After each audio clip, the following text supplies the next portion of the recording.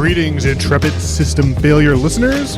Nate here with your weekly essay read, this one entitled Platonism Defined, and subtitled How Ego Death Informed Greek Philosophy.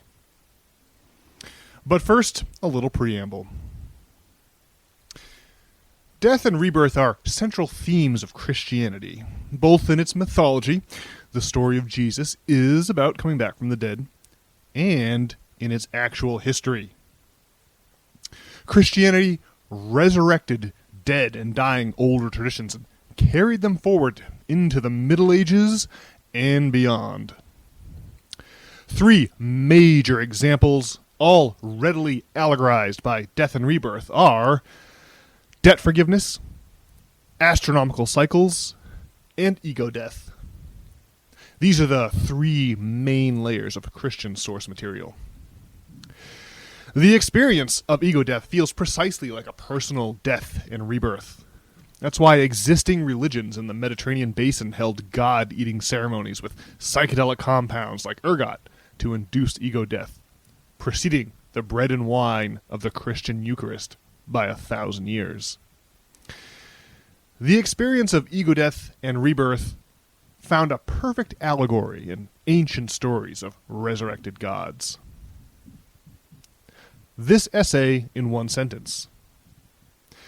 In Athenian society, centuries of ritualistic ego death informed the simultaneous inventions of democracy and drama, and, a century later, the psychedelic Greek philosophy of Platonism.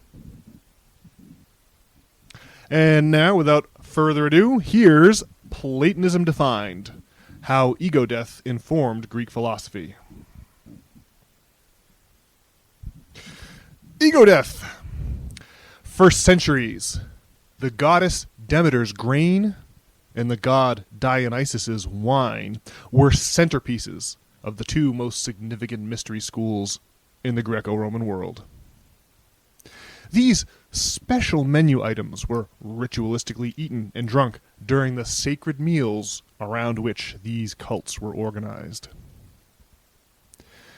Tangible evidence points to psychoactive compounds in these meals. Artifacts used in the rites of Demeter test positive for ergot, while wine casks from the Villa of Mysteries in Pompeii test positive for opium, cannabis, white henbane, and black nightshade. By the way, you all should look up black nightshade on them. That's a spicy meatball. That's a heavily hallucinogenic compound. Though definitive proof remains elusive, hard evidence strongly suggests the closely guarded secrets of the mystery schools were psychedelic substances.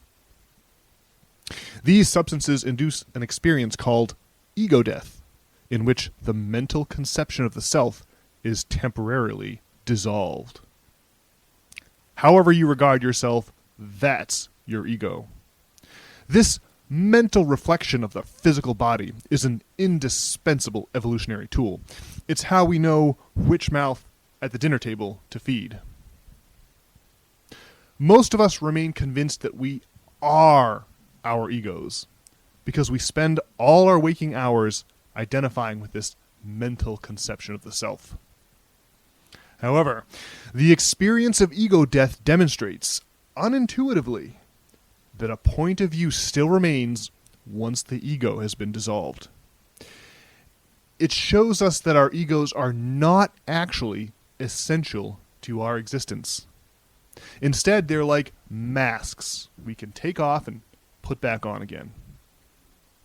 Now, it may be a coincidence that Athenian society invented drama and democracy at the same historical moment that large swaths of the population were ritualistically dissolving their egos.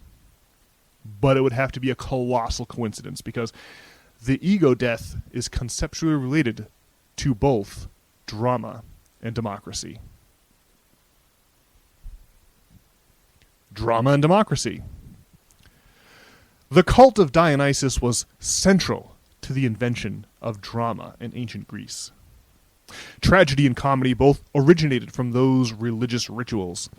Dionysian worship involved ecstatic celebrations, music, dance, and choral performances called dithyrambs.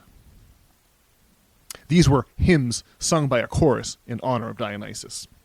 According to legend, Thespis was the first actor to step out of the dithyrambic chorus, and perform individual dialogue. And by the way, Thespis is the guy where we get the word thespian, that term for someone who's in plays. Eventually, the Athenian Dionysia became a citywide festival where playwrights like Aeschylus, Sophocles, and Euripides competed to stage the finest dramas. The Theater of Dionysus, where the very first plays were staged, can still be visited on the south slope of the Acropolis in Athens. It's easy to see how ego dissolution, as ritualistically practiced in the worship of Dionysus, could have given rise to the stage drama. Ego death reveals an astonishing existence beyond the narrow confines of self-identity. Once the ego is perceived as a costume that can be worn or discarded, a logical next step is the idea of an actor who sheds their own persona to adopt someone else's. Democracy, too, has obvious parallels in the experience of ego death. The political theory behind democracy is simply that collective decision-making cancels out the influence of any one person's ego. That way, we arrive at decisions that are beneficial for all, instead of decisions that are beneficial for one person only. The river of history flows in this direction. Over the long haul, the broad historical trend has been the gradual replacement of less democratic forms of government with slightly more democratic ones. It may, again, be a coincidence that Cleisthenes, who implemented major democratic reforms in Athens around 508 BC, belonged to the Alcmaeonid family, with strong ties to the cult of Demeter. When the Eleusinian Mysteries became a state-sponsored festival, his grandfather was Archon, or chief magistrate. Cleisthenes and many of his fellow Athenians had almost certainly experienced ego death during the rites of Demeter at Eleusis. Chances are excellent, then, that this mystical experience informed their revolutionary new form of government. Platonism. In the 3rd century, the Greek biographer Diogenes Laertius wrote down the life stories of the most famous Greek philosophers. His 3rd book is all about Plato. Diogenes reports that Plato traveled to Egypt as a young man with the playwright Euripides and was there initiated into the mystery religion, most likely the cult of Isis. Since these two Athenians were so keenly interested in foreign mystery religions, it stands to reason that they were also initiated into the wildly popular mystery cults back home. Euripides went on to write the Bacchae, a powerful exploration of Dionysian worship that remains iconic to this day. Plato arguably became history's most famous philosopher.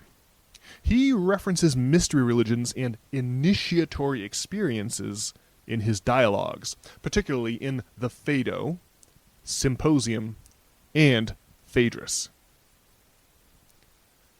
However, the Republic remains Plato's most celebrated work. In Book 7, he introduces the psychedelic idea that we live inside an illusion. To communicate this groovy notion, Plato painted a vivid allegory in which prisoners are chained to the floor of a cave. They are bound so that they cannot move their heads, and on the only cave wall visible to them, shadows are cast by unseen puppeteers. The title card of this essay illustrates the geometry of their unfortunate situation. In this allegory of the cave, a prisoner breaks free, discovers the shadow puppet show is an illusion, ascends out of the cave, and emerges blinking into natural sunlight he never knew existed. This, according to Plato, is the journey of the philosopher. But this mystical ascent from shadows to reality and from illusion to truth also mirrors precisely the journey of those who underwent ego death in the rites of Demeter and Dionysus. Plato believed in two realms: the mental realm, where we might decide to clench our hand, and the physical realm, where our hand actually tightens into a fist. He believed that the mental realm is reality, while the physical realm is merely a transitory illusion, like the shadows on the wall of his cave. Plato pointed out that we can only recognize objects in the physical world by referencing an ideal. When you walk into a restaurant, you compare all the objects in your visual field to your preconceived definition of chair and sit down on the closest match. Plato would have described that preconceived definition in terms of an ideal or the quintessential chair. He noted that physical chairs can come close to the ideal, but they'll always be slightly imperfect in some way. The ideal chair exists then only in our minds, the realm where we decide to clench our hands. That's why Plato reasoned that this mental realm is the true reality, and that the physical realm, where we actually make fists, is a projection emanating from it.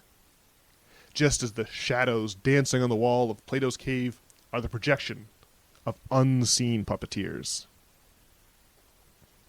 Platonism is the idea that two realities are arranged in a hierarchy: an imperfect, obvious, transient realm, and a perfect, hidden, eternal realm. If that sounds familiar, it's because these Platonic realms were eventually incorporated into Christianity as heaven and earth. Well, that does it for this week's audio essay, folks. If you'd like to view the title card mentioned in the essay or read the further material, which I usually attach to these weekly essays, you can do that over at systemfailure.org. And if you'd like to sign up to receive next week's and all subsequent essays directly in your email inbox, so you won't have to worry about missing any, you can do that at systemfailure.org as well. Next week's essay will explore the impact of Greek philosophy on Christianity. So subscribe now so you don't miss out. Alrighty, folks. Well, I'll be back on Monday with a regularly scheduled edition of System Failure with Brian. I will see you there, or I will talk to you then. Have a good week. Bye-bye.